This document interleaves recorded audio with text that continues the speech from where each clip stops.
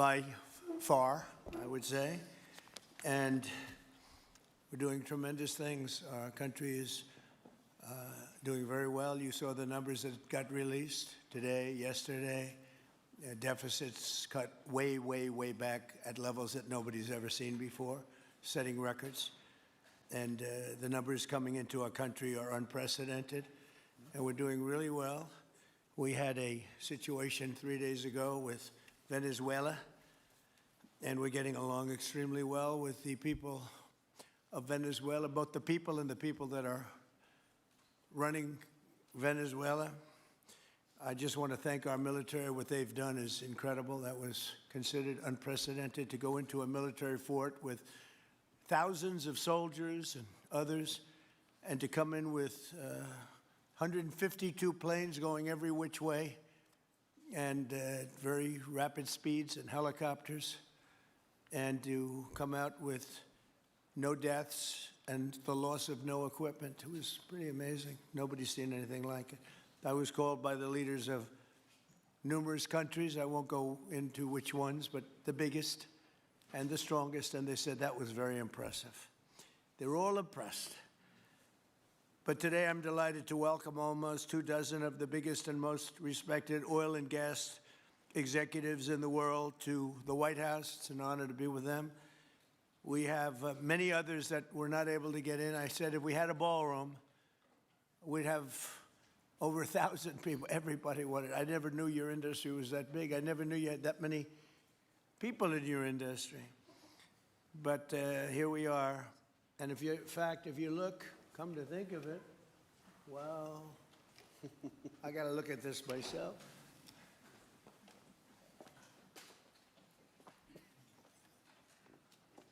Wow. What a view. This is the door to the ballroom. Well, what did you have?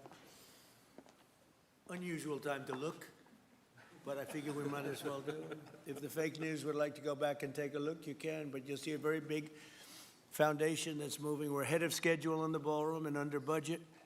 It's going to be, I don't think there'll be anything like it in the world, actually. I think it'll be the best. We went from, this is, as you know, our biggest room, which would seat 100 for dinner, maybe, if you're lucky, if you're nice and tight. And the ballroom will seat many. And it'll also take care of the inauguration with bulletproof glass, drone-proof ceilings, and everything else, unfortunately, that today you need. So we're going to discuss how these great American companies can help rapidly rebuild Venezuela's dilapidated oil industry and bring millions of barrels of oil production to benefit the United States, the people of Venezuela, and the entire world. And yesterday, the number is 30 million barrels. I can't even, is that a correct number? 30 million barrels. You hear that, Peter? Of oil was given to us by Venezuela. That's a lot of oil. It's about $4 billion worth, and it's on its way to the United States right now. And we want to thank Venezuela for that. And we're working very well with them, obviously, or they wouldn't have been so generous. But they respect us again. They didn't respect us at all before. So that's money that goes to the United States. Some will go to Venezuela, and some will go to the oil companies, but not that, because that's already been extracted. So when you're not getting any of that, but when you start extracting, you'll get. But it's tremendous reserves, among the biggest in the world. Some people say it is the biggest in the world. And we're going to be working with Venezuela. We're going to be making the decision as to which oil companies are going to go in, that we're going to allow to go in. Going to cut a deal with the companies. We'll probably do that today or very shortly thereafter with Chris and Doug. And we're dealing with the country, so we're empowered to make that deal. And you'll have total safety, total security. One of the reasons you couldn't go in is you had no guarantees, you had no security, but now you have total security. It's a whole different Venezuela, and Venezuela is going to be very successful. And the people of the United States are going to be big beneficiaries, because we're going to be extracting, numbers of, in terms of oil, like, few people have ever seen, actually.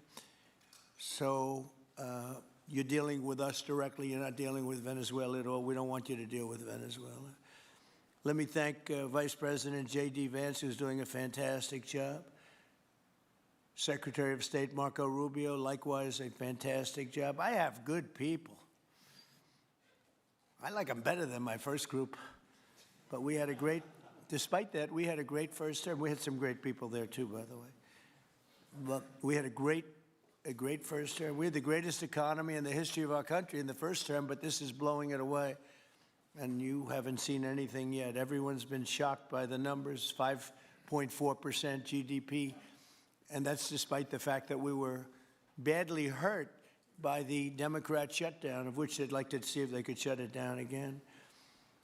Secretary of the Interior, Doug Burgum, who's fantastic. Secretary of Energy, Chris Wright, recommended by Doug as being the greatest oil man anywhere in the world, because I wanted Doug for that job, energy, and Doug said, no, sir, there's a man named Chris Wright. I said, who the hell is Chris Wright? He said he's the most talented oil man anywhere in the world. I doubt you can get him, because typically oil men make a lot of money, and women. They make a lot of money, but Chris came. You took one of the greatest salary cuts probably in history, Chris, right? But he's a fantastic person, loves our country, and many other important members of this team. And I want to thank them for their efforts. As you know, last week, the United States Armed Forces performed one of the most spectacular military operations in American history, apprehending the outlaw dictator Nicolas Maduro for his crimes against the United States, crimes for which he has now been indicted and is in federal court awaiting trial. And he killed many people, millions of people, actually, and allowed jails, prisons, mental institutions, insane asylums, drug dealers, drug addicts to pour into our country totally unchecked because of Sleepy Joe Biden's policy of open borders, the stupidest thing I've ever seen. We're getting them all out. The departure of Maduro makes it possible an incredible future for both nations, Venezuela and the United States, in which we will more closely integrate the economies of two major energy powers in the Western Hemisphere. Energy coming out of Venezuela was very small. One of the things the United States gets out of this will be even lower energy prices. We have people now getting gasoline for $1.99, $1.96, $1.95, $1.92 yesterday, somebody. And it used to be $3.50, $4, $5 a gallon. Think of that, $1.99. Decades ago, the United States built Venezuela's oil industry at tremendous expense with American skill, technology, know-how, and dollars. But those assets were stolen from us, and we had presidents who did nothing about it. This president is much different than your other presidents. They did nothing about it. They stole it. Some of the people in this room were a little bit younger when that happened, but not that much younger. It wasn't that long ago. But they stole our assets like we were babies, and the United States did absolutely nothing about it. So now we're doing everything about it. Now we're doing 500% about it, but it's a long time after the act took place. So they stole from us, and it was taken by socialists and communists at the time, and Venezuela was going bad, really bad. And as much oil as they have, they're producing almost nothing, which is just a system. So we're really, if you look at it, we're taking back what was taken from us. They took our oil industry. We built that entire oil industry. Started a long time ago, but they took it, and they were very ungracious to this country, but now they're being very nice. American companies will have the opportunity to rebuild Venezuela's rotting energy infrastructure and eventually increase oil production to levels never, ever seen before. When you add Venezuela and the United States together, we have 55% of the oil in the world. The United States is number one. We have them drilling. Drill, baby, drill was my campaign. And Doug and Chris, I think we're setting records on drilling right now and taking oil without Venezuela. That's how we're getting the oil prices down.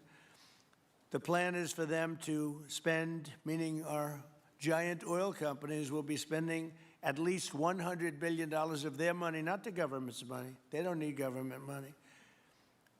But they need government protection and need government security that when they spend all this money, it's going to be there so they get their money back and make a very nice return. The plan is for them to spend at least $100 billion to rebuild the capacity and the infrastructure necessary.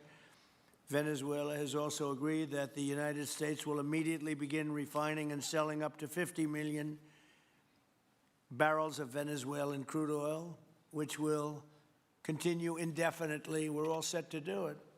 We have the refining capacity. It was actually based very much on the Venezuelan oil, which is a heavy oil, very good oil, great oil. It's fantastic for certain things like asphalt roads, the best there is in the world for asphalt roads and other things. All of the companies here today are going to be treasured partners in bringing the nation of Venezuela back to life, restoring its economy, and generating great wealth for their companies and for their people, and also great wealth for the American people, and tremendous wealth for the companies that are going in. The companies that are going in, and if you don't want to go in, just let me know, because I got 25 people that aren't here today that are willing to take your place. So I just want to thank, these are people that I either know or I know of by reading lots of business magazines and journals and papers. These are the greatest oil people anywhere in the world. Harold Hamm, I see, is here. Harold, you know, there's a story about Harold Hamm that he could look at a piece of land, put a straw into the land, and oil pours out. Is that true about you? Whereas some of you guys have to invest hundreds of millions of dollars to find that oil. So we can't let that story be true. But they say Harold puts a straw into the land and oil comes gushing out. So you're not a big R&D person, are you, huh? He's called instinct for oil. Now, he's got other problems, but we won't talk about those problems. But he's been a great supporter of mine for a long time, haven't you, Harold? So congratulations. But we have, and I think Harold would agree, we have the greatest oil men and women anywhere in the world sitting in this room right now. And we have a lot of people that will be back to see us sometime next week. We're going to have another meeting for another group. But we're going to do this very quickly. We can have this done almost immediately. So I'd like to thank you all for being here. I'd like to invite Vice President Vance to say a few words, followed by Secretaries Rubio, Burgum, and Wright. And then we'll have a few words from representatives that are here and to discuss their ideas, a couple of them. We have Chevron, which has been, where's Chevron? Where are you? Far right. No, I thought you'd have a better location. You were the only one that was there for all that. I used to call you and say, what the hell is going on with Venezuela? He stuck it out. I don't know if you made money or not, but you stuck it out. They got to give you a lot of credit for that. Mark Nelson, thank you very much. Exxon CEO Darren Woods. Darren, thank you very much. How's Exxon doing? Okay? All right, they'll do a lot better now, won't they, huh?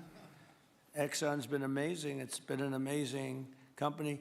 And ConocoPhillips CEO Ryan Lance, thank you very much. So you guys could say something, and then we'll take some questions from the press. And if anybody else would like to speak, we'll have you speak. We have all the time in the world. This is a big subject. This is massive wealth, and more importantly than massive wealth, it leads to lower taxes and a lot of jobs for Americans and for Venezuelans, but for Americans in this case.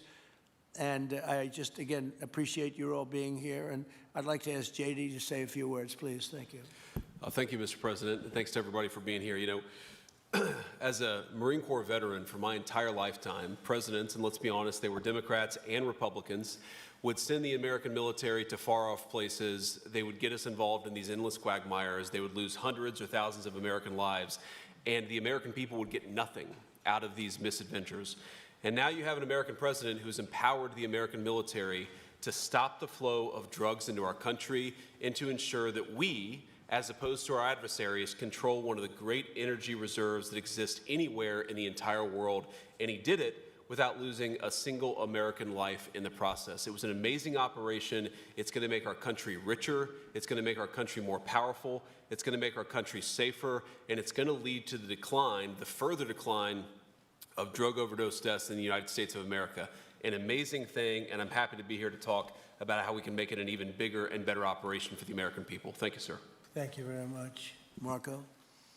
Thank you, Mr. President. And I think this is a reminder that everything this president does, everything President Trump does is with the American people in mind. It was not in the national interest or national security of the United States and of our people to have in our own hemisphere a country, not just with vast energy reserves, but controlled by an indicted narco-trafficker who flooded our country with illegal immigration, including drug gang members, openly cooperated with drug gangs, and by the way, stole the wealth of that country to fund a repressive regime and also benefit adversaries such as Iran. All of that is now changing. As part of this process, the first phase, of course, is the phase we're in now, which is the stabilization phase. We do not want to see destabilization in the country. We're working very cooperatively with the interim authorities there to provide a market for the sale of the wealth of Venezuela in such a way that benefits the people, both of the United States, but also the people of Venezuela. And as a reminder to everyone, the President announced this just 2 days ago, every penny, everything they buy with the money that they're making from the oil now, Mr. President, will be bought from America. And that includes everything from equipment for the oil industry to food to medicine and everything in between. The second will be a phase of recovery, and then some of these phases will interlap, and that is to have a normal economy again where the money goes to the benefit of people, not the benefit of our adversaries or the benefit of elements in that country and around the world that are against our interests, at the same time as a process of reconciliation has to happen internally among the different sectors of society and politics and the like.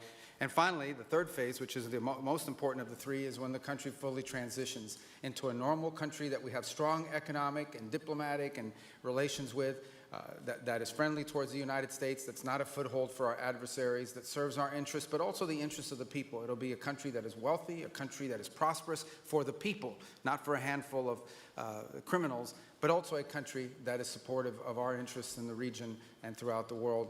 And we thank you, Mr. President, and the team you've assembled that have brought us to this point. A lot of work remains, important work, but this is historic. Okay. Thank you very much. Doug?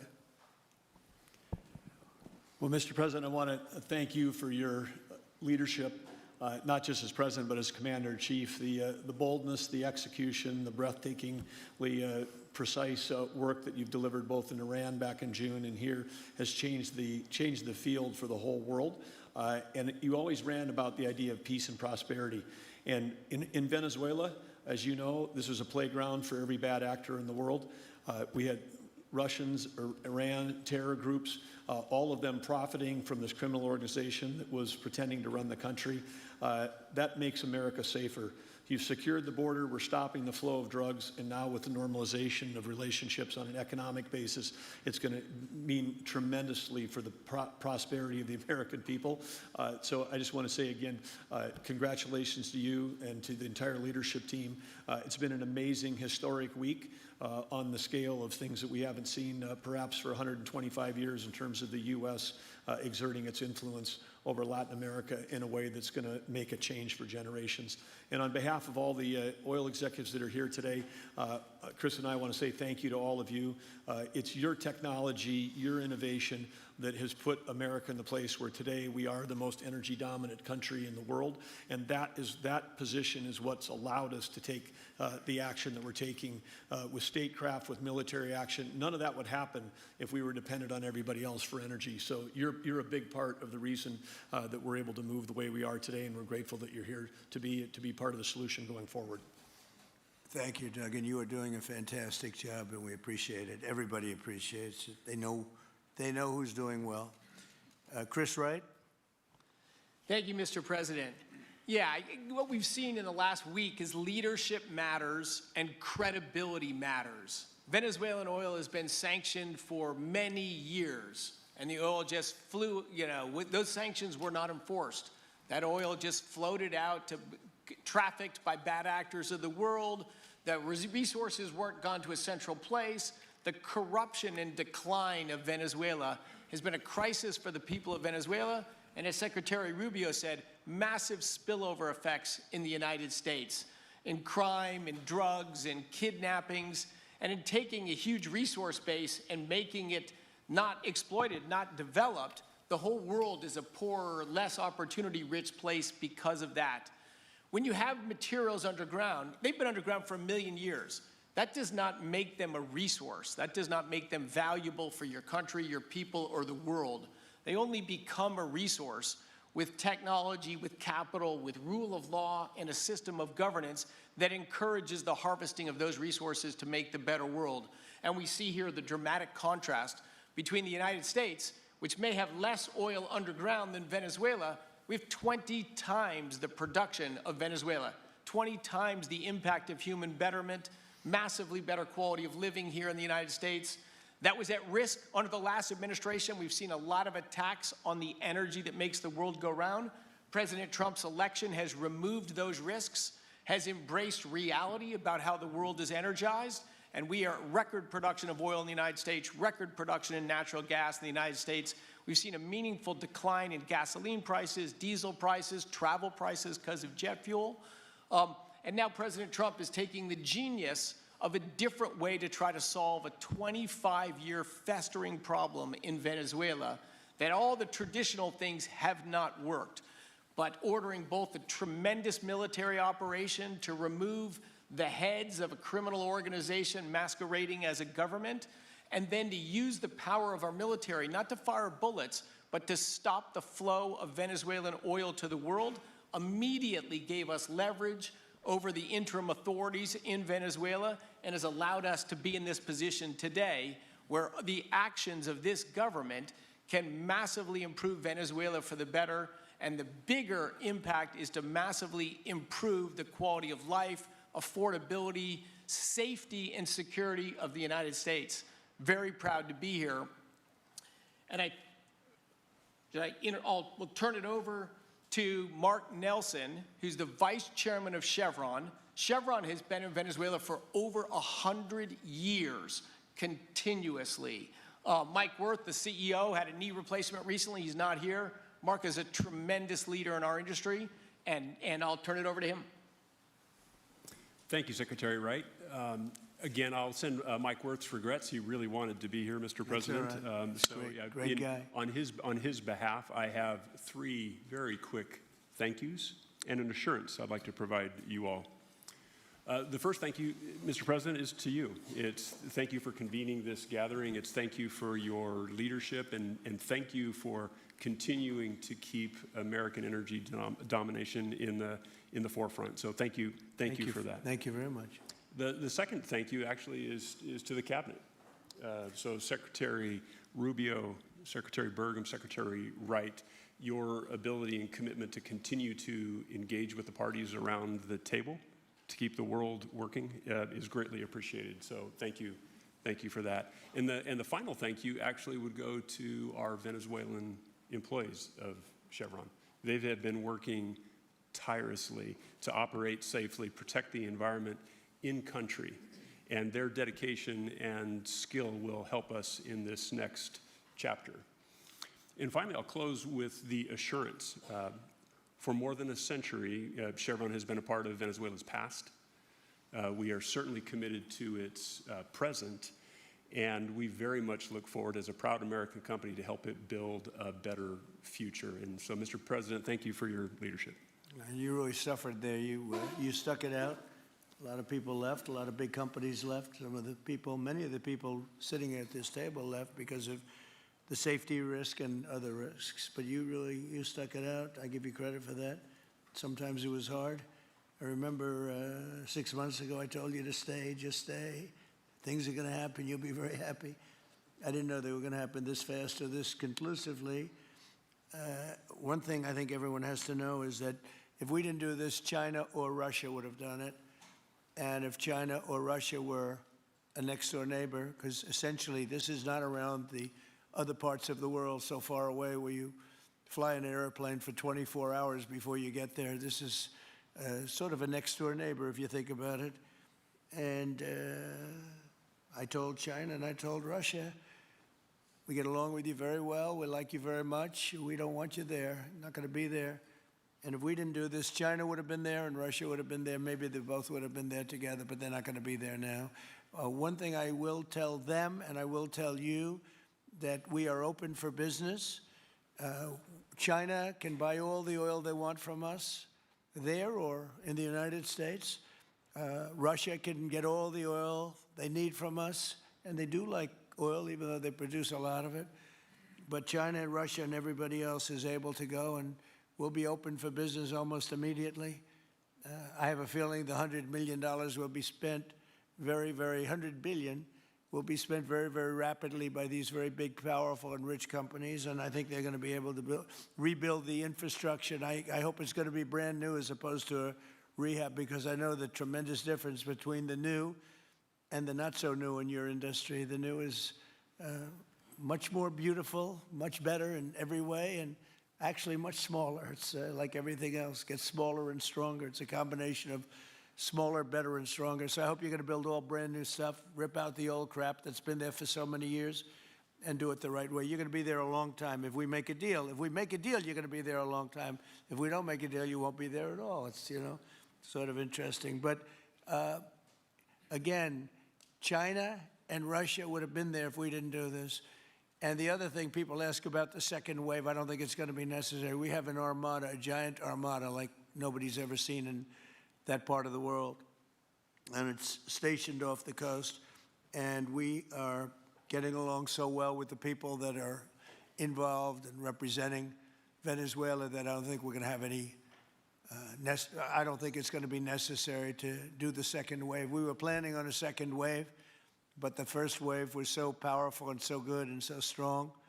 And frankly, the people in the country, they did the right thing. They were smart. They did the right thing. They didn't want to go through a second wave. But we've got a tremendous number of the most powerful ships in the world right there. I don't think we're going to have to use that. I'm happy to say that.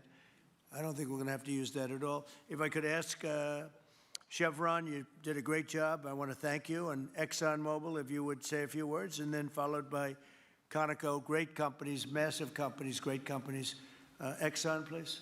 Sure. Thank you, Mr. President. I appreciate the invitation and the opportunity, frankly, for the entire industry to show up and provide a perspective.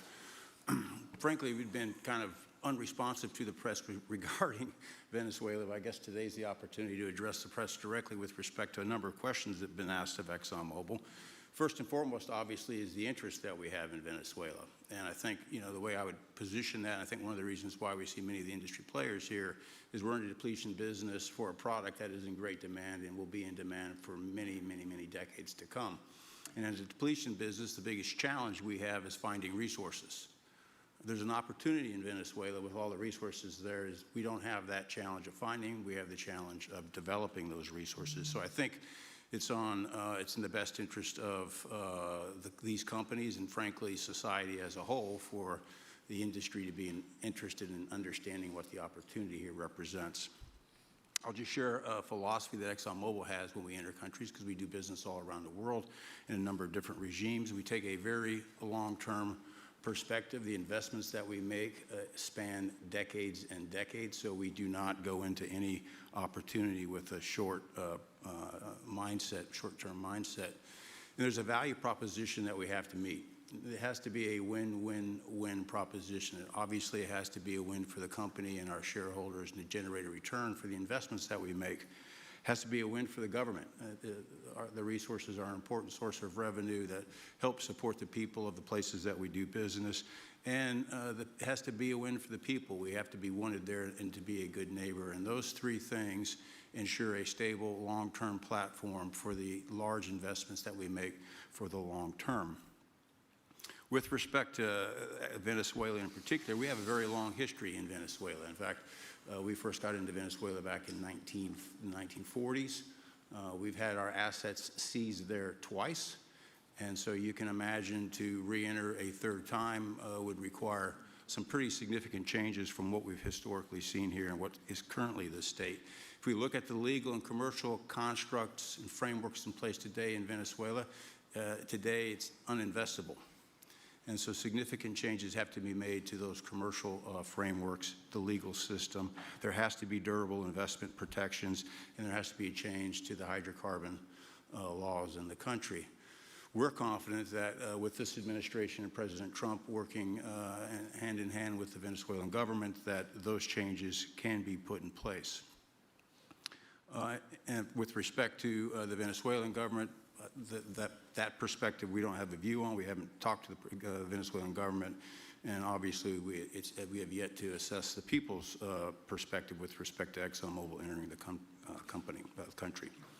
In the short term, there are things that can be done while these longer-term issues are being worked. For us, we haven't been in the country for almost 20 years. We think it's absolutely critical in the short term that we get a technical team in place to assess the current state of the industry and the assets, to understand what would be involved to help the people of Venezuela get production back on the market. With the invitation of the Venezuelan government and with appropriate security guarantees, we are ready to put a team on the ground there. We also have a integrated set of capabilities from production to refining to trading, and I think we can be of assistance to getting the Venezuelan crude to market and realizing a market price to help, again, with the financial situation in Venezuela. So those are my short-term perspective that I have. I'd say maybe close with a thank you, Mr. President, for the work that you've done to secure not only the national security, but the energy security of the region. And then thank you, Secretary Rubio, Secretary Wright, Secretary Burgum, for your leadership in this matter. Thank you. How long would it take you, Darren, as Exxon if we make a deal, how long would it take you to get in there and get started? Well, the first step, this technical team, as I talked with Secretary Wright earlier this week, we started from the beginning to put the team together so that if and when it was needed, we could hit the ground almost immediately. So we can hit the ground within the next couple of weeks, start the assessment, and then from there we need to understand. That's what we want. We want speed and quality. Yeah, that's what we want. Thank you, Darren. And Conoco, Ryan. Thank you, Mr. President. Appreciate the opportunity to be here too, and you've assembled a great team. And our congratulations as well for removing one of the terrible people in the world and bringing them to justice. It was quite amazing. I think you've given hope to the people of Venezuela again, which I think is quite remarkable. And we've been on the other end of that despot regime a long time. Our assets were expropriated. I had a little bit more hair when that happened. And, you know, I think we're the largest non-sovereign credit holder in Venezuela today.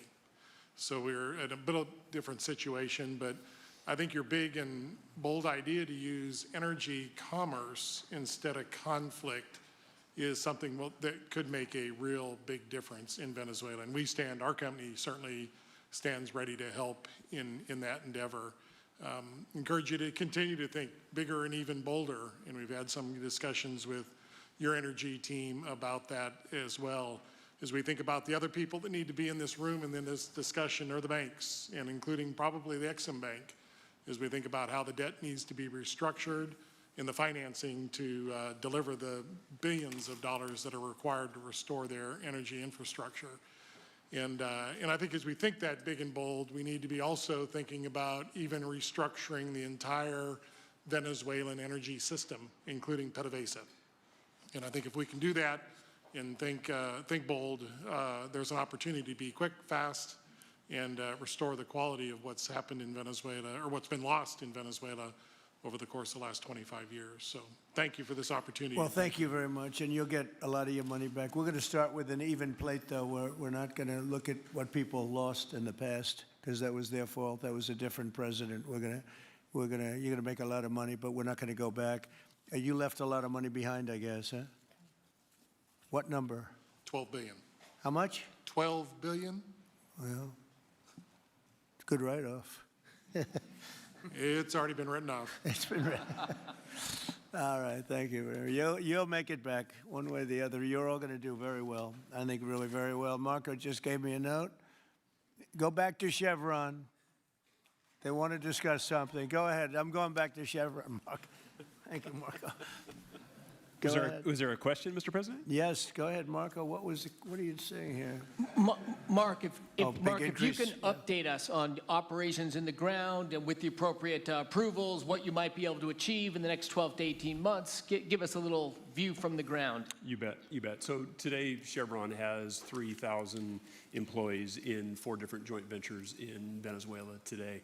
And over the past 5 to 7 years, they've taken production from about 40,000 barrels a day to 240,000 barrels a day, essentially getting those facilities and that equipment up to standards that would be something that people in the room would be more accustomed to. Given the work we've done with Secretary Wright and Secretary Burgum and even Secretary Bessent, I think we have a path forward here very shortly to be able to increase our liftings from those joint ventures 100%, essentially effective immediately.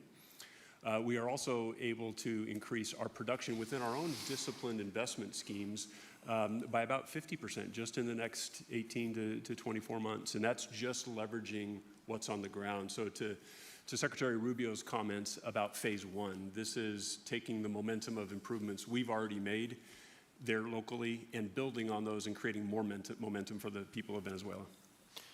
Do you think you have an advantage being there? It's, you've been there by the skin of your teeth. It's been tough for you to be there. But do you think you have an advantage over the other people in this room by the fact that you are there? Yeah, I think there are, Mr. President, I think there would be days where it didn't feel like an advantage, and there are days where it does feel like an advantage. But having people on the ground today that care desperately about the people of Venezuela and know how to operate the assets that are there, that is a definite advantage today. Would you say the best locations are available, or would you say the best locations are already sort of worked, even though they're in very bad shape? The best locations for finding oil, the best locations for oil? There are more opportunities than not, Mr. President. With 300 billion barrels of reserves and resources in country, there are lots of opportunities for many companies. Will you be building new, or will you be using the old infrastructure that you have?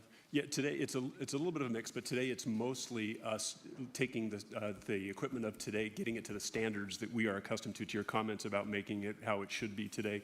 Most of the investments that we've been making are about getting it up to our standards. Well, I think you're going to make an investment, but you're going to get your money back very quickly, and that's part of our thing. We're going to have you get your money back fast, and then you'll give a lot to Venezuela and to the United States after that. Okay, so you'll be in good shape. Could I ask Carol Tam to say a few words? He's been a friend of mine for a long time. Very amazing man, actually, amazing energy person. Well, thank you, Mr. President. It's good to be here with so many dignified people. And this effort particularly, and thank you for your effort for what you've done here, taking this despot out of that area. And the world dealt with him way too long. Certainly, our industry knows that this is a real jewel that can be developed for the people of Venezuela, and also benefit the world. And like Secretary Wright said, it has not been done. That's not been done in the past, and they had a good chance at it.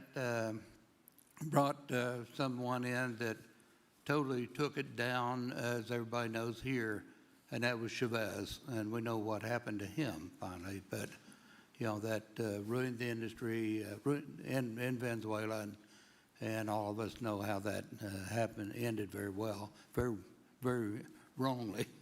So anyway, we're glad to see what's happened here, and look forward for the opportunity for a lot of people in this room, but also for America and the country itself. Are you going to be involved in going in? Because, he's in North Dakota, and he's in Oklahoma, and some incredible places. It's a little bit different, but there's no doubt about you won't have to worry about the straw too much here. You can just go at it. Are you going to be one of the participants? Well, certainly, I'm an oil finder, like you said.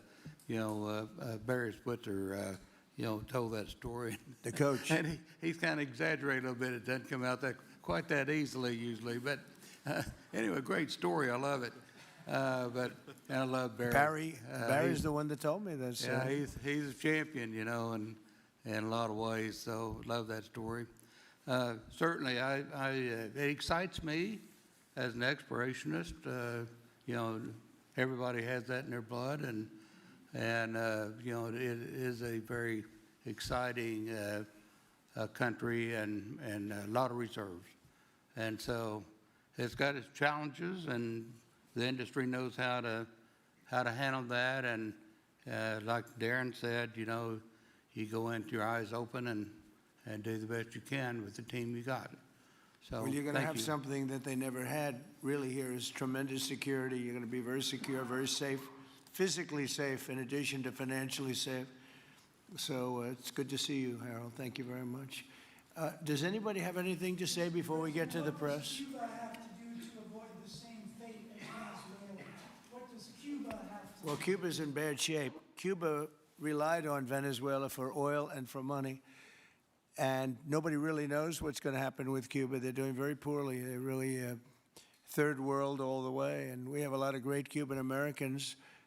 And I would say Marco fits very solidly into that category. And I might ask you to say a few words about, we were discussing it before, Cuba is a very different, they don't have energy, they don't have oil, but they would live off of the oil from Venezuela. And what they do have is very strong people and very powerful people militarily, and they would protect the people running Venezuela, and they would take in a lot of money from Venezuela. Now they don't have that. They won't be taking in any money. So, Marco, what do you think? Well, I mean, the fundamental problem in Cuba is that it's run by incompetent people that don't know what an economy looks like, much less a functioning one. They've made a choice, and that is they would rather have political control over their people than they would have an economy that functions. And they've gotten away with it for 60-something years because they've had donors, the Soviet Union, and now most recently Venezuela. But that's now gone. So the people in control in Cuba have a choice to make. They can either have a real country with a real economy where their people can prosper, or they can continue with their failing dictatorship that's going to lead to systemic and societal collapse. So it's a very stark and dramatic choice, and it's one we hope to make the right one. We don't have an interest in a destabilized Cuba, but that would be their fault because they refuse to allow the people of Cuba to have either economic or political freedom for that matter. And you have a lot of people in this country that want to go back to Cuba and help Cuba. A lot of people have left, you know, they came in penniless, they didn't have anything, and they become very rich people in our country, and they want to very much go back and help Cuba. So that's something that Cuba has that a lot of other places don't have. Peter? President Trump, thank you. I do want to ask you about Minnesota, but first, just more on topic. President Zelensky said that he was watching with the rest of the world as you made this order to go and capture Nicolas Maduro. And he said, if that's how it works with dictators, then the United States knows what to do next. Sounds like he wants you to go and capture Vladimir Putin. Would you ever order a mission to go and capture Vladimir Putin? Well, I don't think it's going to be necessary. I think we're going to have I've always had a great relationship with him. I'm very disappointed. I settled 8 wars. I thought this would be in the middle of the pack or maybe one of the easier ones. And I don't know if you know, Peter, the last month, they lost 31,000 people, many of them Russian soldiers, and the Russian economy is doing poorly. I think we're going to end up getting it settled. I wish we could have done it quicker because a lot of people are dying, and mostly soldiers. You know, they get hit in Kiev and they get hit a little bit here and there, and people are dying there too. But largely, it's the soldier population. When you have 30,000, 31,000 soldiers dying in a period of a month, 27,000 the month before, 26,000 the month before that, that's bad stuff. So, as you know, President Biden gave $350 billion to Ukraine to fight, and we would never get that back, although I did make a rare earth deal to get it back, so we will be getting it back, but shouldn't have done that. It was a bad thing to do. I will say that right now, because I was able to get NATO to up GDP from 2% to 5%, NATO's got a lot of money, and they're paying for everything. We're not losing any money. We're making a lot of money, I guess, if you think of it, because we're selling them military equipment. They're probably giving it to Ukraine. But we're selling them to NATO military equipment. We're getting full price and all of that. But that's not a big deal to me. What is a big deal is stopping a war where 30,000 people are being killed every single month. On Minnesota, the vice president yesterday suggested that Renee Good, who was killed by this ICE officer, was part of a broad left-wing network. What has your team told you about this broad left-wing network? Who is in charge of it? Who's part of it? What's it called? Well, I haven't seen the Vice President's statement, but he's generally very accurate, I hate to say. Look, I watched that yesterday, and there were a lot of different forms to it. But there was a woman screaming, shame, shame, shame, shame.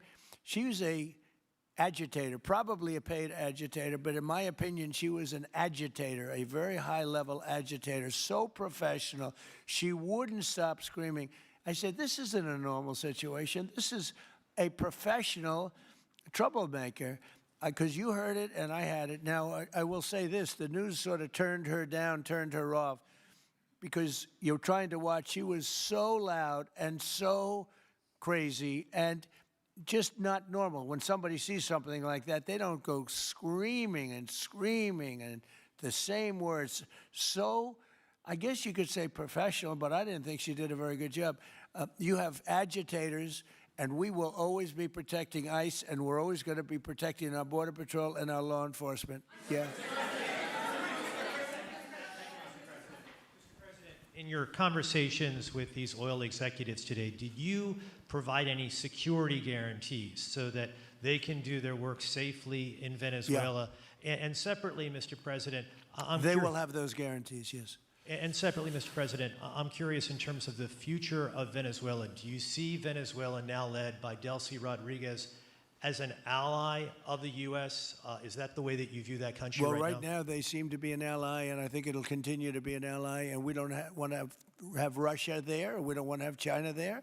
And by the way, we don't want Russia or China going to Greenland, which if we don't take Greenland, you're going to have Russia or China as your next-door neighbor. That's not going to happen.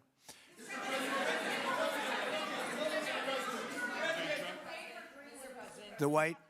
Mr. President, thank you. You just said that these companies would have security guarantees if they go in on the ground in Venezuela. They will have. And what is your plan there actually for these companies and those Americans who are going to be on the ground working for these companies? Well, there are going to be Americans. I assume they're going to be using a lot of Americans, but they're going to be using a lot of people from Venezuela and other places, I would imagine. But I would think that mostly they'll be using Venezuelan workers. They have a lot of great workers. They have a very high unemployment rate, and they have workers that are very familiar with taking oil out of the ground. Yeah. How long do you think the Ayatollah will be in power after what we've seen play out on the ground there? When is the U.S. going to get involved now that reports of protesters being killed on the ground? So Iran's in big trouble. It looks to me that the people are taking over certain cities that nobody thought were really possible just a few weeks ago. We're watching the situation very carefully. I've made the statement very strongly that if they start killing people like they have in the past, we will get involved. We'll be hitting them very hard where it hurts.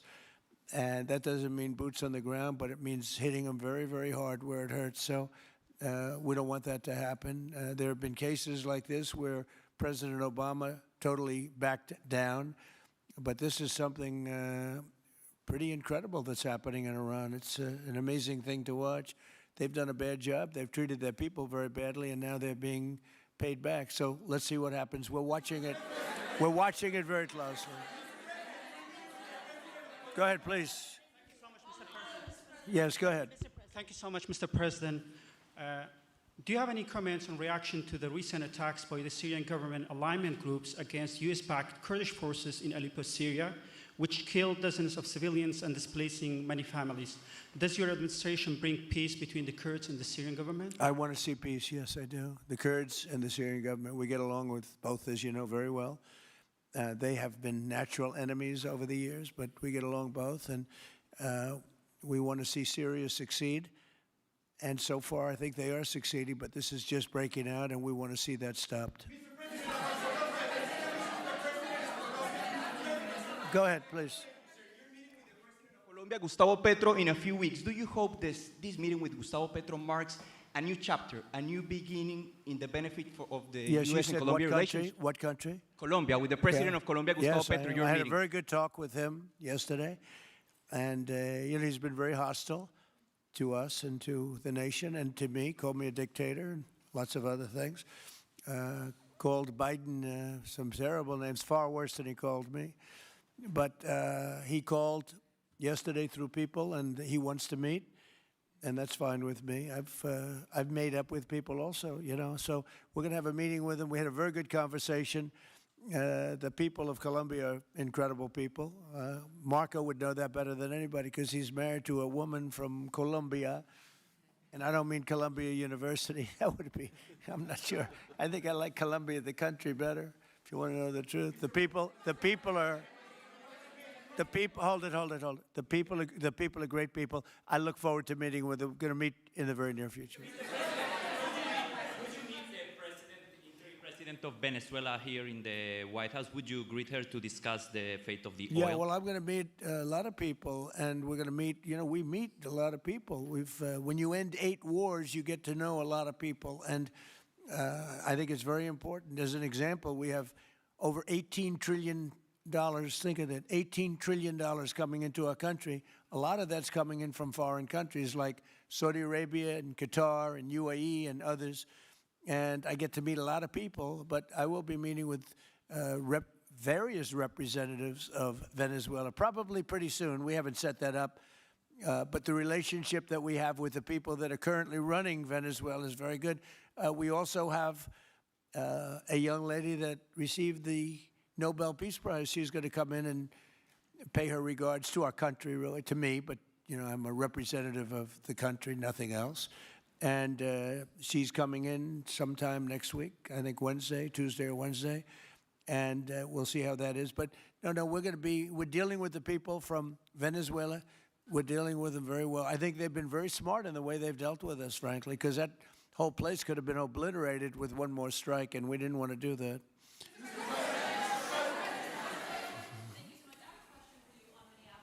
Venezuela and your meeting with Machado next week, if she gives you her Nobel Peace Prize, will that change your view about her running that country?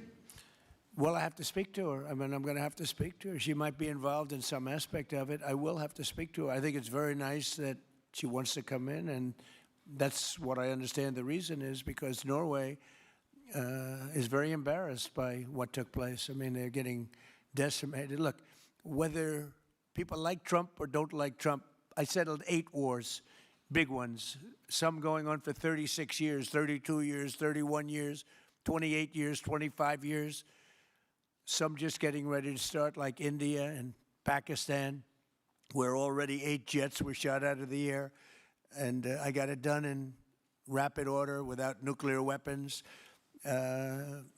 I can't think of anybody in history that should get the Nobel Prize more than me, and I don't want to be bragging, but nobody else settled wars. Obama got the Nobel Prize. He had no idea why. He still has no idea. He walks around and he says, I got the Nobel Prize. Why did he get a Nobel Prize? He got it almost immediately upon attaining office, and he didn't do anything, and he was a bad president.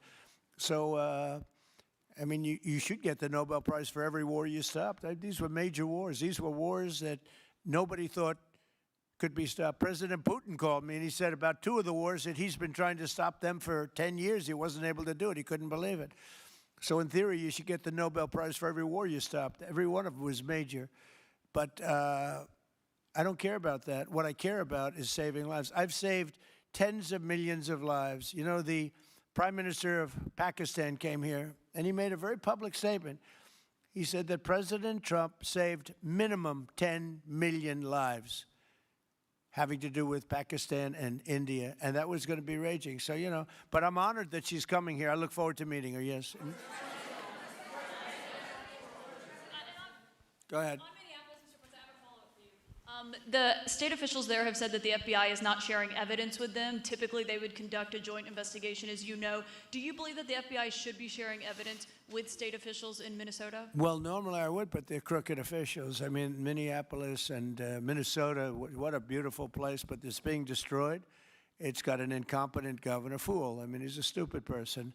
And it looks like the number could be $19 billion stolen from a lot of people, but largely people from Somalia. They buy their vote. They vote in a group. They buy their vote. They sell more Mercedes-Benzes in that area than almost. Can you imagine? You come over with no money, and then shortly thereafter you're driving a Mercedes-Benz. The whole thing is ridiculous. So they're very corrupt people. It's a very corrupt state. I feel that I won Minnesota. I think I won it all 3 times. Nobody's won it since Richard Nixon won it many, many years ago. I won it all 3 times, in my opinion, and it's a corrupt state, a corrupt voting state, And the Republicans ought to get smart and demand on voter ID. They ought to demand maybe same-day voting and all of the other things that you have to have a safe election. But I won Minnesota 3 times, and I didn't get credit for it. I did so well in that state every time. The people were crying every time after. That's a crooked state. California is a crooked state. Many crooked states. We have a very, very dishonest voting system. The last time I won, 24, the one that just took place, I won because it was too big to rig. You couldn't rig it. It was too big. But I won the state of Minnesota. It's a corrupt voting system with an incompetent governor, a very incompetent governor. And by the way, he's a very corrupt governor, too. Go ahead. I have a question on Iran, but first, very quickly on Venezuela. How do you provide total security guarantees to these companies without putting U.S. boots on the ground? Well, we're going to work with the Venezuelan leaders and people, and we're going to have a very safe group, and they're going to also bring over some security with them. You know, these are not babies. These are people that drill oil in some pretty rough places. I could say a couple of those places make Venezuela look like a picnic. These people around the table, these are tough people. They go into areas that you wouldn't want to go. They go into areas that if they invited me, I'd say, no thanks, I'll see you back in Palm Beach. No, this is a tough group of people. They know how to do it. But we are, in addition to that, we'll have very good security for them. We're going to make sure that it's very, very good security. And I think the people of Venezuela are going to give you very good security.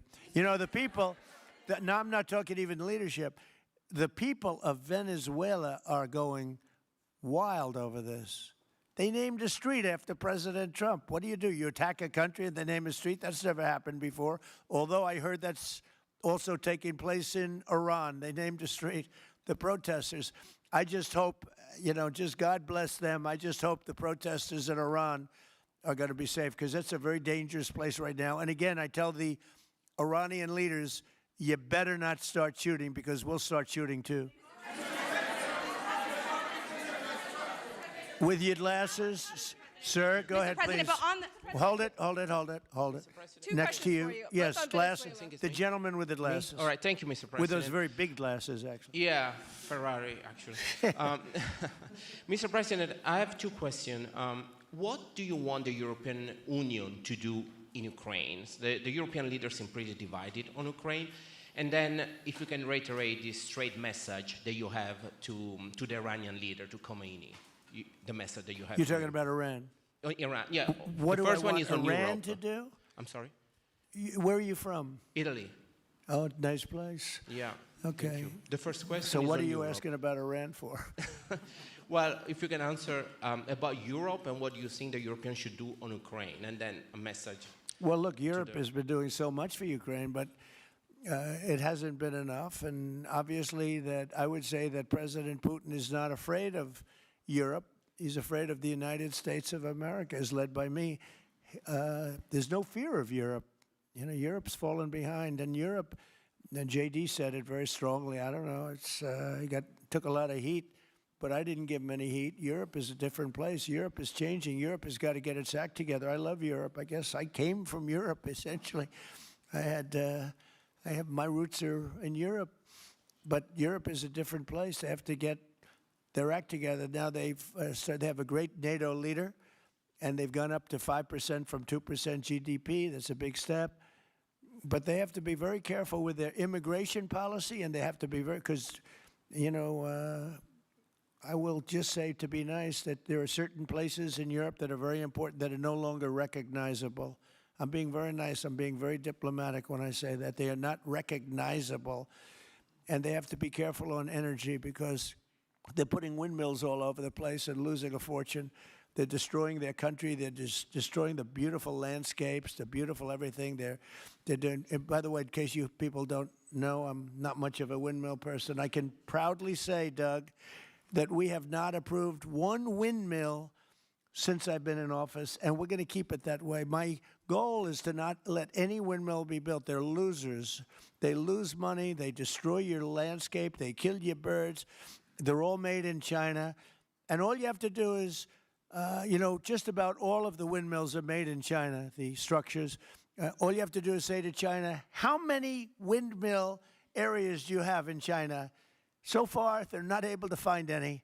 They use coal and they use oil and gas and some nuclear, not much, but they don't have windmills. They make them and sell them to suckers like Europe and suckers like the United States before. They are the worst form of energy, the most expensive form of energy, and in 8 years they're rotted out anyway. Go take a look at Palm Springs, California, and take a look at what that looks like. It looks like a junkyard of steel. So we don't approve, and I've told my people, we will not approve windmills. Maybe we get forced to do something because some stupid person in the Biden administration agreed to do something years ago. We will not approve any windmills in this country. On Venezuela, is it ultimately more important to you to establish stability there or democracy there?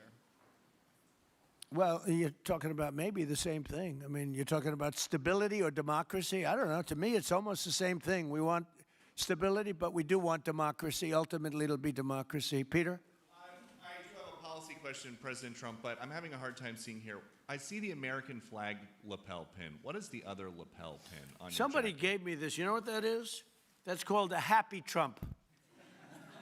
And considering the fact that I'm never happy, I'm never satisfied, I will never be satisfied until we make America great again, but we're getting pretty close, I'll tell you what. This is called a happy Trump. Somebody gave it to me, I put it on. Thank you. And the policy question. How much money are you thinking of giving people in Greenland to get them on board with a possible U.S. takeover? I'm not talking about money for Greenland yet. I might talk about that. But right now, we are going to do something on Greenland, whether they like it or not, because if we don't do it, Russia or China will take over Greenland, and we're not going to have Russia or China as a neighbor. Okay?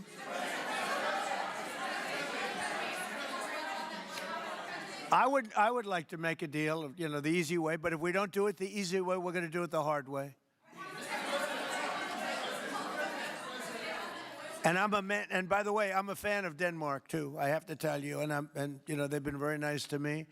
I'm a big fan, but you know the fact that they had a boat land there 500 years ago doesn't mean that they own the land. I'm sure we had lots of boats go there also, but we need that because if you take a look outside of Greenland right now, there are Russian destroyers, there are Chinese destroyers and bigger, there are Russian submarines all over the place. We're not going to have Russia or China occupy Greenland, and that's what they're going to do if we don't. So we're going to be doing something with Greenland, either the nice way or the more difficult way. Please, go ahead, ma'am.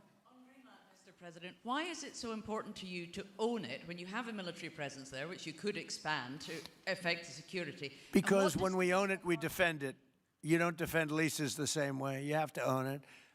And, you know, with a nation, look at what happened with Obama, with that horrible deal they made with Iran. It was a short-term deal. It was like a 9-year deal. Countries can't make 9-year deals or even 100-year deals. Countries have to have ownership. And you defend ownership, you don't defend leases. And we'll have to defend Greenland.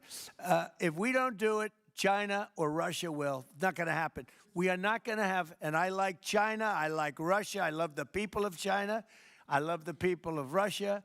I get along very well with President Putin, but I'm very disappointed in him.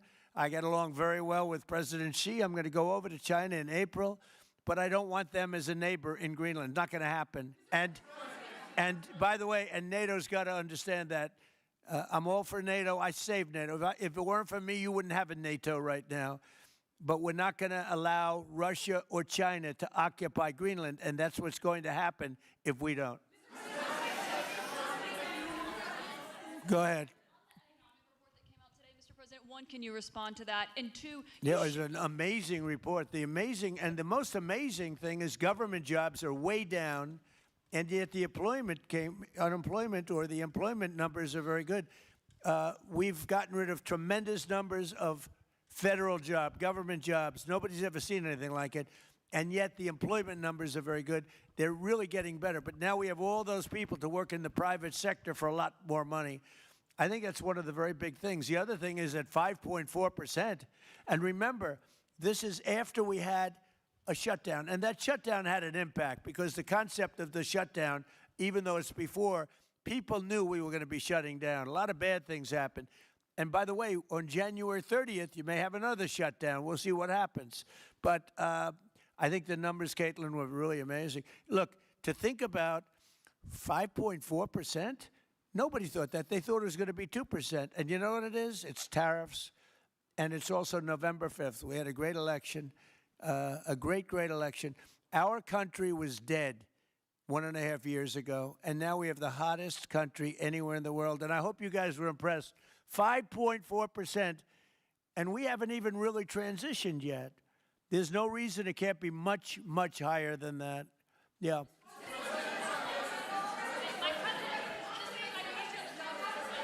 First off, can you respond to the manufacturing Let's numbers? give CNN a chance. You know, they've been fighting also- so hard to get back into the mainstream. Mr. President, you posted some numbers actually on Truth Social last night. People saying you posted the job data early when you're not supposed to obviously share it till the next morning.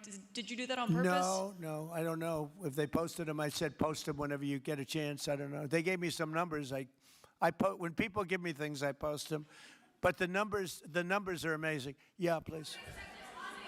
How does the administration plan to distribute the money from the Venezuela oil sales? Is it, obviously you say it's going to go into these controlled accounts. Yeah. Would it go back to Venezuela in a Yeah. direct payment? Is it going through these goods? How do you plan to do that? Well, And we then I have want to a make second sure question. that Venezuela can survive. You know, Venezuela needs money, and we're going to make sure that they get money, and we're going to get money, and the oil companies are going to make something for the work they do, and they're going to get back their money. We're devising a formula, but it won't be so much of a formula. It's going to be what they need.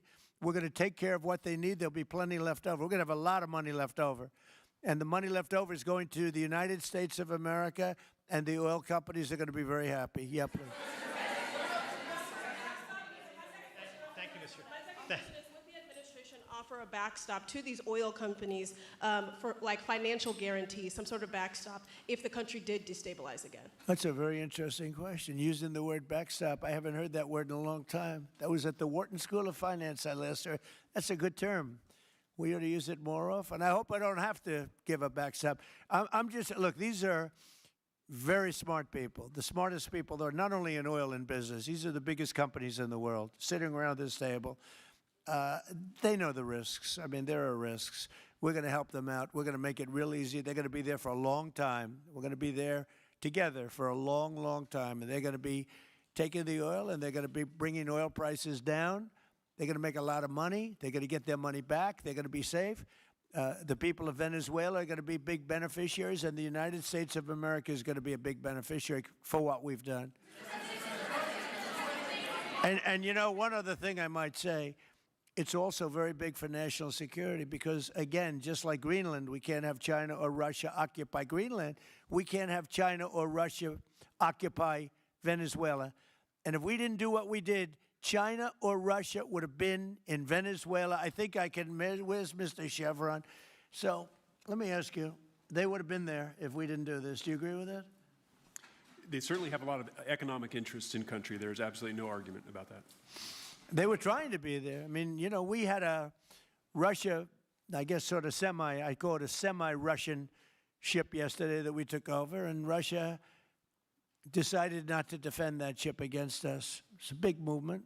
The ship was loaded up with oil, and we took the oil, and it came out of that port.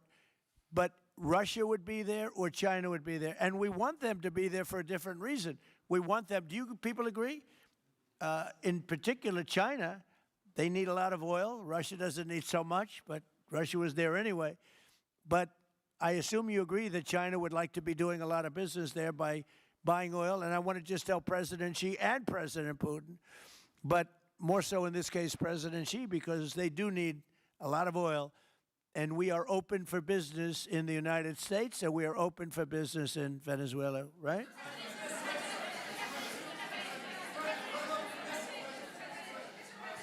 Go ahead, sure. Mr. President, You know, what is your I could take questions from these people all day long. You know, they're sitting here, and generally, they're very rich, very powerful, but nobody gives a damn about them. It's a sad thing. You have all that money, all that power, and look at all these crazy questions. We could do this all day long and they wouldn't be satisfied. I have a question on today's meeting, Mr. President. We'll take a few more, I have a though. question on today's meeting, Mr. President. Do you have? Let me ask you more importantly. Do you have any questions from the biggest? Yeah, sure. Hold it. Do you have any questions for the biggest people on earth, the biggest business people, the biggest companies anywhere on earth? Do you have any questions for these people? No. Do you have a question for them? Go ahead. Go ahead. Ask them a question. To rebuilding the oil infrastructure in Venezuela. And for the executives in the room, what do you need from the administration in order to invest? That's a good question. Do you want to go and answer that question? Yeah, Exxon, small company. I'll refer you back to the statements I made before. There are a number of legal and commercial frameworks that would have to be established to even understand what kind of returns that we'd get on the investments. So I think all the investments and the opportunity sets, I think everyone sitting around this table would have the opportunity and the know-how and the capability to make the investments. The questions will ultimately be how durable are the protections from a financial standpoint, what do the returns look like, what are the commercial arrangements, the legal frameworks, all those things have to be put in place in order to make a decision to understand what your return would be over the next several decades that these $1 billion investments would be made on. You know, could I do this? Because we have, again, the biggest people on the planet Earth around this table, biggest companies in the world. I'd like to just ask them to introduce themselves. We'll start from this end and go around to here. And if you have anything to quickly say, we can do that. But you want to just start right over here? These two guys, we'll leave them out because they're with us. Please. Thank you, President Trump. John Addison at VTOL. We're here to ensure that you are going to be able to move all of this oil all around the world at the best price possible so that the influence that you have over the Venezuelans will ensure that you get what you want. Thank you. Thank you. Good point. Thank you, Mr. President. Brian Sheffield of Formentera. My grandfather, Hugh Sheffield, was president of ARCO, Venezuela. Right. Thank you for what you did. Do you like what we're doing? There's a lot of shale there, a lot of upside. He would be very happy looking down. He'd be very proud of you right now, right? Yes, sir. Good. Thank you. Mr. President, Luis Rodriguez. I'm probably the only Venezuelan American sitting on around this table. I want to personally thank you for the courage of your actions over the last couple of weeks. I think I speak, and I speak of Venezuela in general in saying there's optimism. You've brought optimism to the table, and if the conditions are met, the opportunity is absolutely immense. I agree with that. That's true. Thank you. Well said, too. It's immense. This is a tremendous opportunity. Thank you. Richard Holton from Trafigura. We're working with your administration, Mr. President, to bring that Venezuelan oil to the United States. Our first vessel should load in the next week. Great. Good job. Thank you. I think the reason that most of us are here and thinking about the future is because we trust you initially to set this program up that will work and guarantee that this can be done. And there's a huge investment that needs to be done. We've all agreed on that. And certainly we need time to see that through. So thank you for what you've done. Thank you very much. Thank you. Mr. President, I'm Lane Riggs, CEO of Valero Energy, and we're one of those companies that refineries in the U.S. are uniquely configured to run Venezuelan oil, and we're more than happy as this opportunity expands for us to further invest in our refineries to produce more of it. And you're very much set up for the heavy oil, right? Yes, sir. That's great. That's great. We're ready for it. Thank you, Mr. President. Thank you for having us here. Thank you. And thank you for opening the door to a better Venezuela. We are a Spanish company, but we are fully committed to invest here in the States. We have invested over the last 15 years, $21 billion in the American oil and gas industry, in Pennsylvania, in the Gulf of America, in Texas, and in Alaska with the discovery of Pica that is going to have the first oil this quarter and is going to change, is going to reverse the declining history of that great state of Alaska. We are in Venezuela, Mr. President, with our partners of ENI we produce the gas that guarantees the stability of a half of the grid power in Venezuela.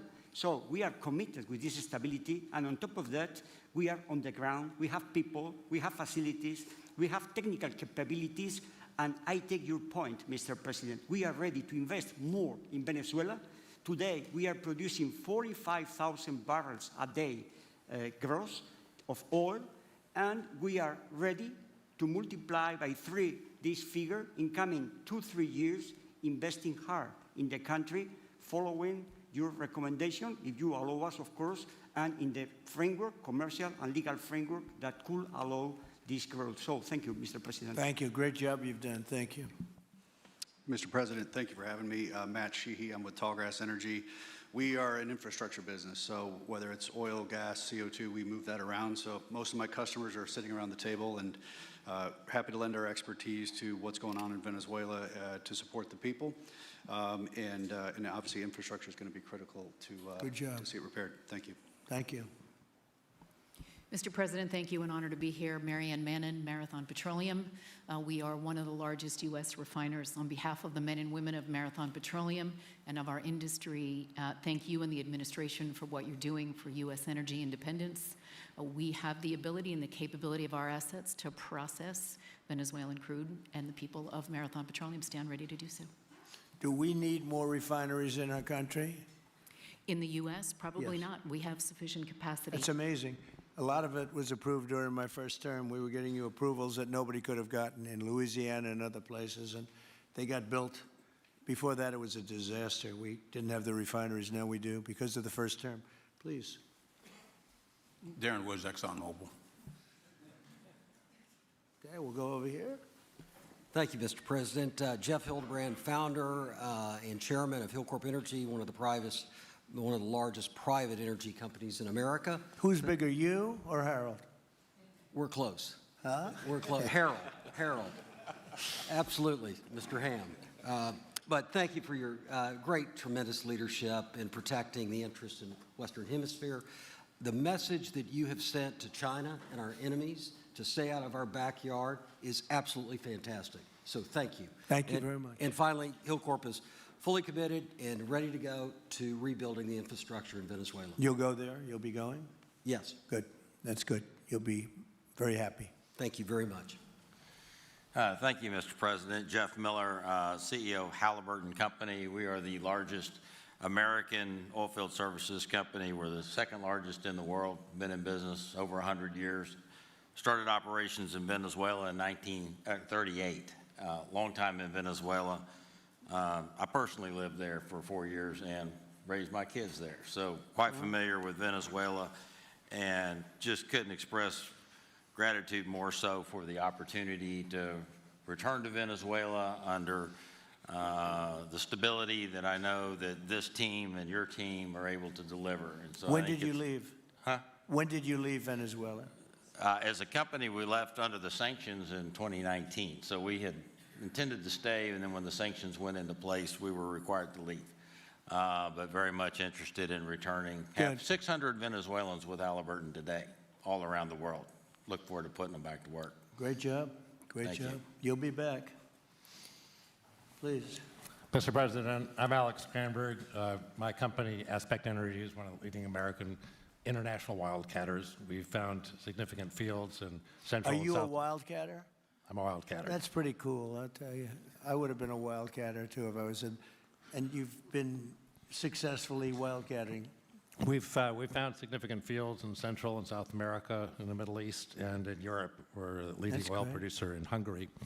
But probably the most pertinent example is what a wildcatter does is take on risk and try to reduce it. And then other people come in and put more capital in later. So we're kind of kickstarters in the oil industry.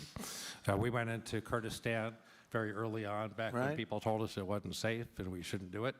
We found a big field there, and it ultimately has got to be developed along with one of my colleagues here to be one of the big leading fields in Kurdistan.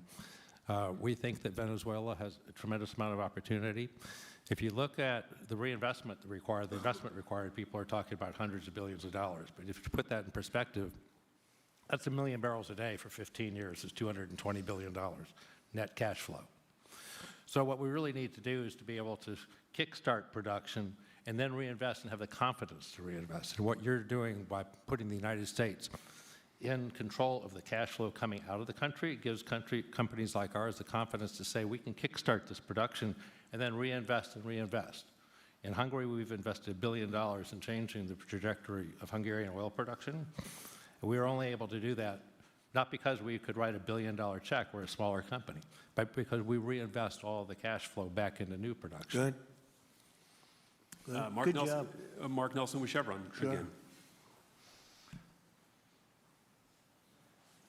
Thank you, Mr. President. I'm Claudio Scalzi, and ICO, Italy. We started working in Venezuela in 1980. We have a lot of oil, but now just the gas is flowing because it's not under sanction.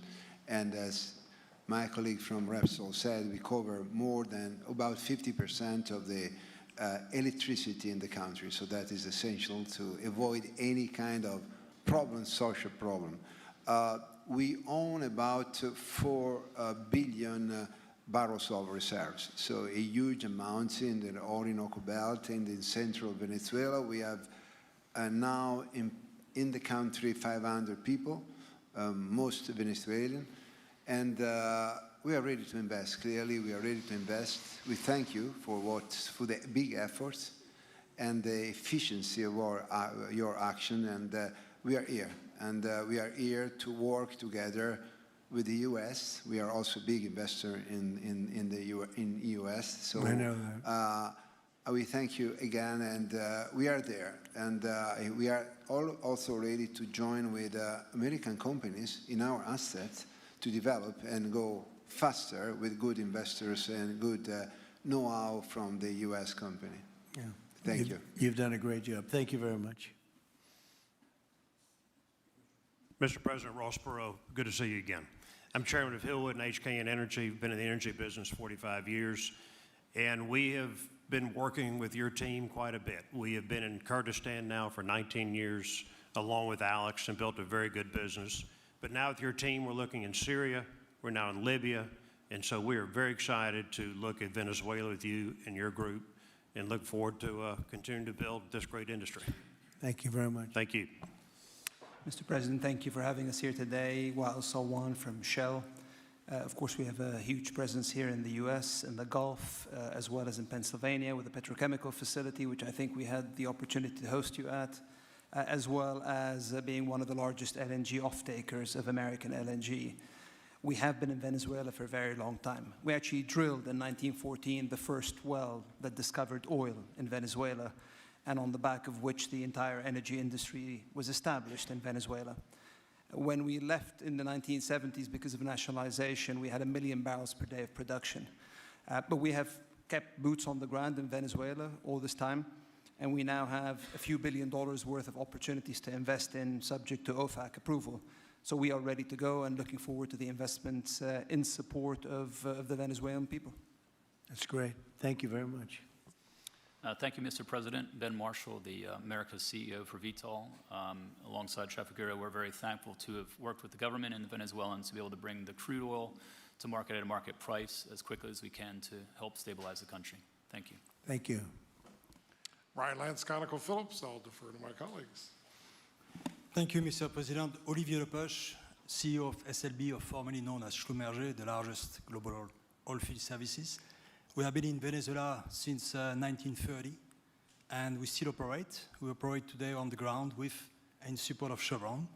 We have ability to scale. We have 1,100 Venezuelans in the company, 2,000 additional that are calling us to go back to country and to go back to work. We're able to mobilize in the last 18 months 2 rigs and deliver 50 wells with success. So we're here. We have knowledge of the subsurface like nobody else has.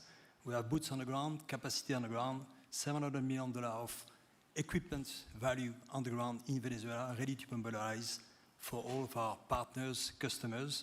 So we are ready to scale fast, and we really want to thank the administration, Secretary Wright, Secretary Bergen, for the effort they are supporting and giving us to be successful on behalf of the Venezuelan oil and gas industry. Thank you very much. Thank you very much. Well, check this out. They say the very best for last. and I don't have that sexy accent like this guy next to me here. Mr. President, my name's Bill Armstrong of Armstrong Oil and Gas. I'm a private independent guy, and in real estate, you were a wildcatter. So wear that motto proudly. But like you, I was my own guy. I don't have shareholders. I don't have private equity partners, but I've been drilling all over the place. In fact, I had the largest discovery in Alaska, biggest discovery in 50 years in our country. I now control 8 million acres adjacent to Venezuela, so I'm already heavily invested in the area. We share a 150-mile border with Venezuela in the countries of Aruba and Curacao, and we are ready to go to Venezuela. It is, in real estate terms, it is prime real estate, and it's kind of like West Palm about 50 years ago. Yeah. Very ripe. Yep, I agree with you. Thank you. Congratulations. Thank you. So I think what we're going to do is speak without the press to these gentlemen, see what kind of a deal we can make. We're going to get them involved. I'm going to ask Doug and Chris and some of the people that we have from the business standpoint representing our country to start talking about the confines of a deal. I have an idea what I want, what I think we should have. We have to get them to invest, and then we have to get their money back as quickly as we can, and then we can divvy it all up between Venezuela, the United States, and them. I think it's simple. I think the formula is simple. We start with a brand new plate, and it's going to be a tremendous success. I think it's going to be probably like few other things could ever be. There's so much. Venezuela's been really taken advantage of by a lot of people because they drill very little. I mean, as much as you hear they drill very, very little, very small percentage. But now that'll change, and it'll change very rapidly because these are the biggest people, and it'll change very rapidly. So if you don't mind, I'll ask the press to leave, and we will see what kind of a deal we're going to make with these geniuses, and I think you're going to come out very good. Thank you all very much. Thank you. Thank you. Thank you.